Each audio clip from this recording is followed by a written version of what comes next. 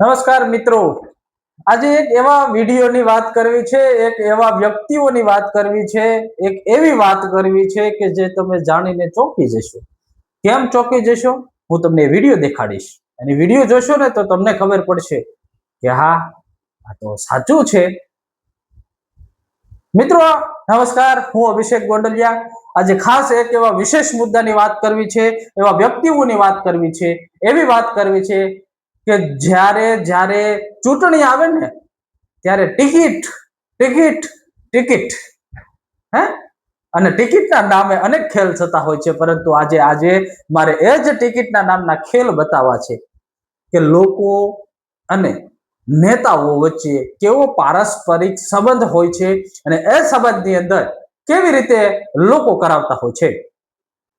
અમરેલી જિલ્લાના ખાંભા તાલુકા કક્ષાની એક પ્રશિક્ષણ શિબિરનું આયોજન કરવામાં આવ્યું હતું.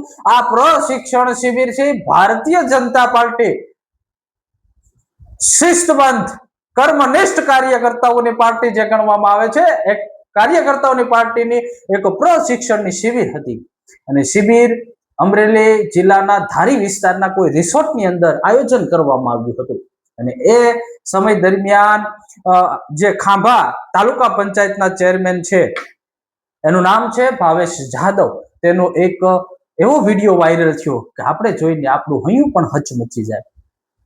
લાગે કે ભાજપ તો સ્પા સેન્ટર છે.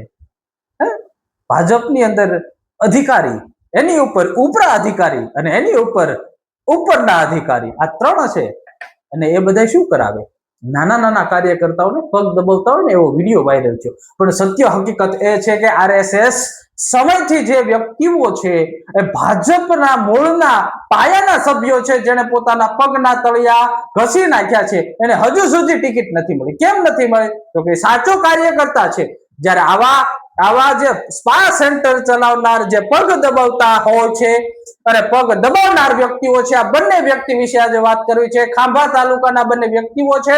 સરપંચની ટિકિટ માટે એક વ્યક્તિ છે, આ જે ચેરમેન સાહેબ છે, એને આમ જે સ્પા સેન્ટર હોય ને અને મસાજ સ્પા થતો હોય ને એવા મસાજ કરતા હતા, પગ વડે મસાજ કરતા હતા, હાથમાં મસાજ કરતા હતા. અને વિડીયો વળી એવી રીતે છે, અર્ધનગ્ન હાલતમાં એ વિડીયો છે. જોવો ને તો એમ થઈ જાય ઓહો, ભાજપ વિકાસ, આ વિકાસ. તમે જોજો એ વિડીયો, હું તમને અચૂકી વિડીયો બતાવીશ. અને એ વિકાસનો વિડીયો છે કેવો? તો કે ભાજપમાં જેને ટિકિટ જોઈએ એને મસાજ કરવું પડે, કોઈકનો કોણીએ મસાજ કરવું પડે, તો કોઈકનું વાહામાં મસાજ કરવું પડે, તો કોઈકને કમરમાં કરવું પડે અને કોઈકને પગના ગોઠણ, પગની પીંડીઓનો મસાજ કરવું પડે છે. મિત્રો હકીકતે આ એવી વાત છે, આ ભાજપના જ વ્યક્તિઓની વાત છે કે મને ટિકિટ અપાવશે. એક વ્યક્તિ છે એ ટિકિટ માટે શું કરી શકે એનો આ વિડીયો તમે જોજો. અને જ્યારે સત્ય અને સાચા ભાજપના કાર્યકર્તાઓ છે કે જેના પગ ઘસાઈ ગયા છે ને એને ટિકિટ નથી મળતી ને આવા વ્યક્તિઓને ટિકિટ મળે છે. આવા જે ભાજપના જે આ ભાઈ છે ને, જે પગ દબાવે છે ને, નિરાતે જોયું છે તમે વિડીયો જોજો, નિરાતે ફૂલ એસી ચાલુ છે અને ઓશિકાના બબે તો ટેકા મેક્યા છે અને પોતે પાછા નીચે બેઠેલા ભાઈ છે ને પગ દબાવતા હતા આમ પગ. મિત્રો આ જોજો. હવે તમારે નક્કી કરવાનું છે મિત્રો કે આમાં શું કરવું અને આપણે કઈ પાર્ટી લેવું. કાલ સવારે તમારો વારો આવો ન આવે.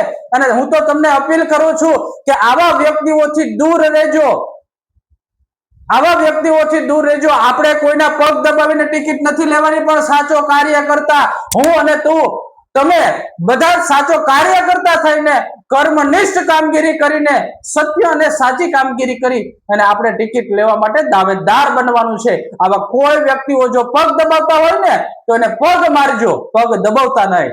નમસ્કાર, વિડીયો જોજો અને તમને આ વિડીયો વિશે તમારા મનની અંદર શું પ્રશ્ન થાય છે અચૂક કોમેન્ટ બોક્સની અંદર લખજો. નમસ્કાર.